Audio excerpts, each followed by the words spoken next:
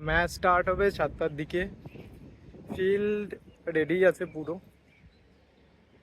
Narendra Modi stadium, India versus south Africa. আজকে ইন্ডিয়াকে জিততেই হবে, বিকজ আমার মনে হয় ফার্স্ট গ্রুপ থেকে ইন্ডিয়া অ্যান্ড সাউথ আফ্রিকাই যাবে। কারণ মনে হয় না ওয়েস্ট ইন্ডিজ অ্যান্ড জিম্বাবুয়ের কোনো চান্স আছে। যাই হোক, আজকে ইন্ডিয়া জিতবে। বেশি না, এখন সময় 3টে বাজে। পুরো স্টেডিয়াম দেখতে পাচ্ছ, পুরো স্টেডিয়াম খালি। বাট 7টা 7:30টার মধ্যে পুরো স্টেডিয়াম ফুল হয়ে যাবে, বিকজ আজকে হাউসফুল একদম, একটাও টিকিট বেঁচে নেই। সো ম্যাচে আমার মনে হয় প্রচুর ইন্টারেস্টিং হতে চলেছে, বিকজ দুটো টিমই খুব ভালো খেলছে।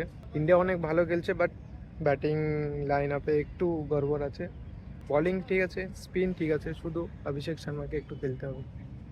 রেগুলার এইভাবে ফ্লপ গেলে হয় না, আজকে তাকে পারফরমেন্স দিতে হবে। গ্রাউন্ড পুরো রেডি, আর খুব সুন্দর দেখতে স্টেডিয়ামটা। এইখানে ম্যাচের আগে ইরফান পাঠান, পার্থিব প্যাটেল এরা ইন্টারভিউ দিচ্ছিল।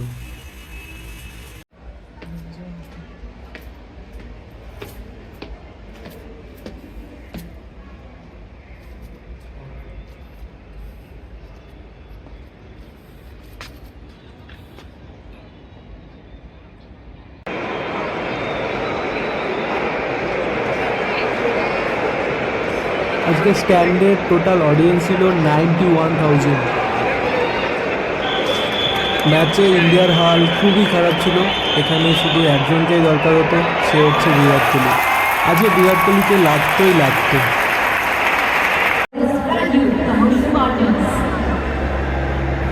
कहाँ पे थे? ऊपर थे क्या?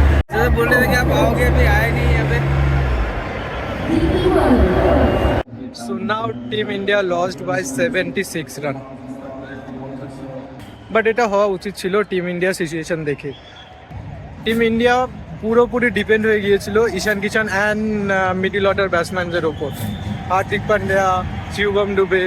বাট এটা হওয়া উচিত ছিল টিম ইন্ডিয়ার সাথে, because Suryakumar, Tilak Varma strike rate খুব কম ছিল, রানও তেমন আসছিল না। তো এবার একটু চাপ হয়ে যাবে ইন্ডিয়ার সেমিফাইনাল খেলা। দেখা যাক কি হয়। দেখা হচ্ছে নেক্সট ম্যাচের ব্লগে। এই ম্যাচ হারার পর মনটা খুবই খারাপ হয়ে গিয়েছিল। সো আজকের মধ্যে এইটুকুই থাক, পরের ম্যাচে দেখা হচ্ছে।